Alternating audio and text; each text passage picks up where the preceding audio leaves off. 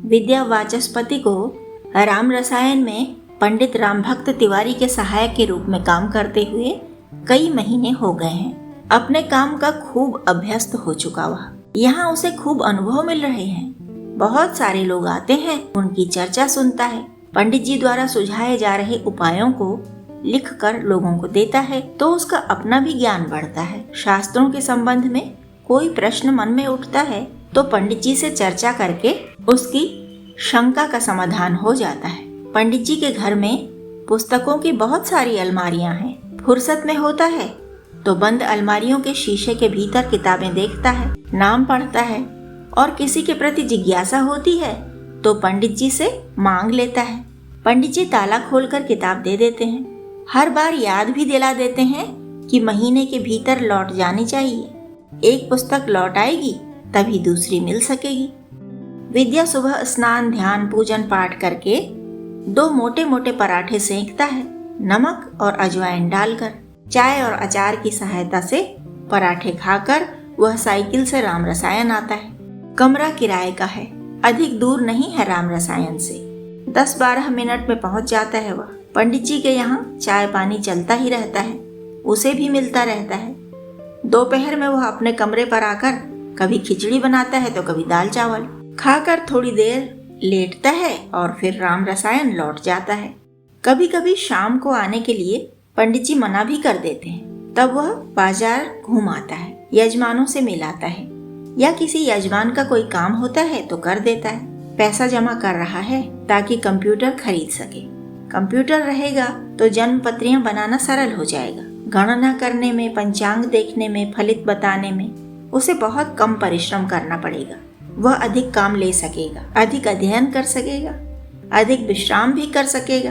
अभी विद्या वाचस्पति का विवाह नहीं हुआ है, लेकिन माँ की इच्छा है उसका शीघ्र विवाह हो। माँ गांव में अकेली रहती है। पिता के स्वर्गवास को 5 साल हुए। पिता से ही उसने पंडिताई सीखी थी। वे एक गंभीर शिक्षक और पुत्र एक गंभीर शिष्य। पिता के सहायक के तौर पर काम करना उसने शुरू किया ही था कि एकाएक पिता चल बसे। न कोई रोग न विपत्ति। पता नहीं क्यों हार्ट अटैक हो गया। विद्या और उसकी माँ सदमे में पहुंच गए। साल भर लग गया संभलने में। एक बहन है, वह आई थी ससुराल से। महीनों रही उनके साथ, उन्हें संभालने में लगी रही। छोटे छोटे बच्चों के साथ वही घर संभालती, वही माँ और भाई को भी संभालती। पति 2 बार लेने आया, दोनों बार लौटा दिया कि पहले मेरी माँ संभले, भाई संभले, तब तो मैं घर लौटूं। इसी तरह माँ टूटते बिखरते भी संभल गई। नाती नातिन के हित में उसे बिस्तर से उठना पड़ता। बच्चों के लिए बहुत कुछ चाहिए, इसीलिए विद्या सक्रिय हो सका। यजमानी के काम देखने लगा। थोड़े थोड़े काम से वे थकते। थोड़ी थोड़ी देर में उन्हें उदासी घेरती। बार बार मन निराश होता। बार बार संसार निरर्थक लगता, निहसार लगता और बार बार वे सक्रिय होते। बच्चों के क्रियाकलाप उन्हें निराशा से खींच लाते। बच्चों को सिखाने में खुद भी जीना सीख लेते नए सिरे से। बहन जब अपनी ससुराल गई, माँ फिर एक बार बिखरने लगी थी। तब विद्या में चेतना आई थी कि अब उस पर ही घर का भार है। पहले मन था कि पीएचडी करेगा, लेकिन अब यह विचार छोड़ दिया। अब बस घर और माँ के लिए सोचना है। साल भर में माँ ने उसकी शादी की बात चलानी शुरू कर दी। विद्या मना करता था, घर को कुछ बेहतर बना ले तो सोचे, लेकिन माँ तो माँ, वह लगी ही रही प्रयासों में। बात बन नहीं रही। अभी दान में मिली 2 बछिया बड़ी हो गई थी। पिता के श्राद्ध के लिए एक को बेच दिया था, दूसरी अब दूध देने वाली हो गई थी। माँ उसके लिए घी बनाकर रखती और अपना काम छाछ से ही चला लेती। अपने पेड़ के आमों से वह खूब सारा अचार डालती।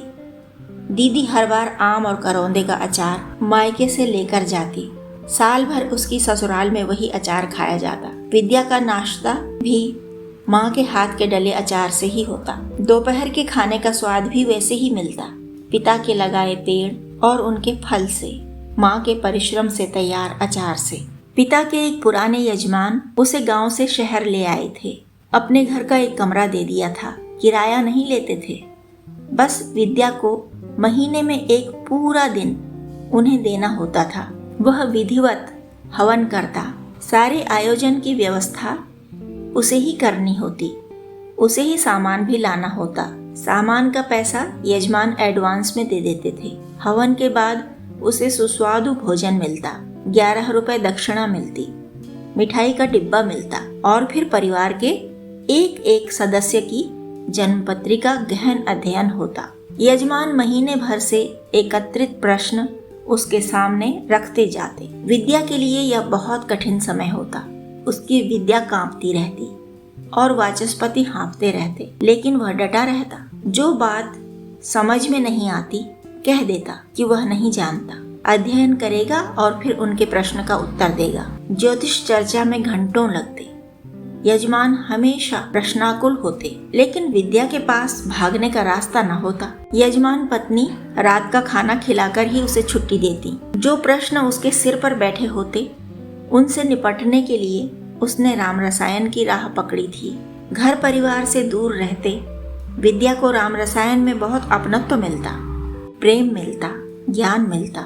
वह पंडित जी के छोटे छोटे काम कर देता था। फीस न उसने दी न पंडित जी ने मांगी। पंडिताइन भी उसे घर के लड़के जैसा मानने लगी थी। आरती उसे भैया कहने लगी थी। नमन उससे मित्रवत व्यवहार करता था। इस तरह राम रसायन में उसका आना जाना बढ़ता रहा। कई बार वह राम रसायन से खाना खाकर ही लौटा है, और जब पंडित जी ने उसे सहायक के तौर पर रख लिया तो उसकी सब समस्याएं जैसे समाप्त ही हो गईं। महीने में एक दिन मकान मालिक यजमान का अब भी होता है और महीने में एक बार वह माँ के पास गांव जाता है। यजमान के घर का काम और गांव जाने के बीच वह 2 सप्ताह की दूरी रखता है। इससे हर ओर संतुलन बना रहता है। राम रसायन में उसे अब भी बहुत सुविधाएं मिलती हैं। जब जब पंडित जी कथावाचन करके आते हैं, घर में फलों का अंबार लग जाता है। विद्या का भी हिस्सा होता है उसमें। कई बार पंडित जी उसे अपने साथ ले जाते हैं, कभी घर में काम सौंप जाते हैं। नमन से वह कंप्यूटर चलाना सीख रहा है। राम रसायन से मिले पैसे से ही नया फोन खरीदा है। पुराना फोन माँ को दे दिया है। माँ को फोन चलाना सिखाने के लिए राम रसायन से 2 दिन की छुट्टी भी अतिरिक्त ले ली है। माँ ने चाव से फोन चलाना सीख लिया है। बेटी से, नाती से और नातिन से भी खूब देर बात कर ली है।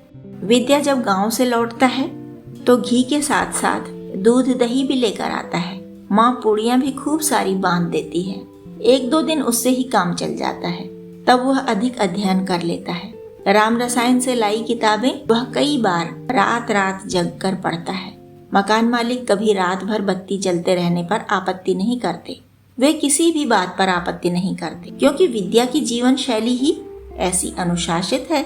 बस उनके प्रश्न उसे हिला देते हैं, लेकिन उन्हीं प्रश्नों के सहारे ज्ञान के नए नए आयामों से भी वह परिचित हो रहा है। व्यवसायी लोग हैं, व्यवसाय बढ़ाते ही रहते हैं, उसमें विकास की संभावनाएं खोजते ही रहते हैं, उसके लिए ही महीने भर सिर खपाते हैं और ज्योतिष विद्या से बल पाने के लिए बहुत सारे प्रश्न विद्या वाचस्पति के सिर पर धर देते हैं। यह है विद्या का किराया। प्रश्नों के उत्तर पाने के लिए राम रसायन की पुस्तकें और राम रसायन के मकान मालिक। कभी अधिक लोग आ जाते हैं और काम भी अधिक होता है तो वह देर तक राम रसायन में रुक जाता है। पंडिताइन उसे खाना खिलाकर ही भेजती हैं। तब पंडित जी ने कहा है, कभी इससे अधिक भी काम हो तो वह रात यहीं रुक जाए और अगले दिन दोपहर में ही घर जाए। सुबह के समय ही यदि अधिक काम हो जाए तो वह दोपहर में घर नहीं जाता, राम रसायन में ही खा लेता है और काम करता रहता है। पंडित जी के परिवार की तरह ही वह भी इस सब कुछ को राम जी की व्यवस्था मानने लगा है और उसके माध्यम से उसकी माँ का भी ऐसा ही सुलझा हुआ सोच और सुलझा हुआ जीवन बनता जा रहा है। कहानी पसंद आई हो तो लाइक करें, सब्सक्राइब करें और दोस्तों के साथ शेयर करें, और हाँ, कमेंट करना और नोटिफिकेशन बेल दबाना ना भूलें।